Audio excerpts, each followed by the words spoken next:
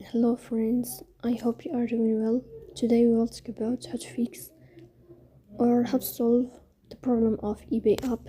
You will click on settings. Here we go to apps, default apps, app settings. In this list you will search about eBay and you will click here. In this page of app info you will click on first stop and you will click OK.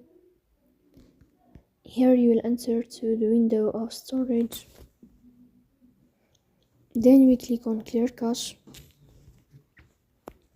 In the end, you will turn off your phone and you will wait a moment to restart your phone again to fix that problem. So that's all. Don't forget to support us by like and subscribe.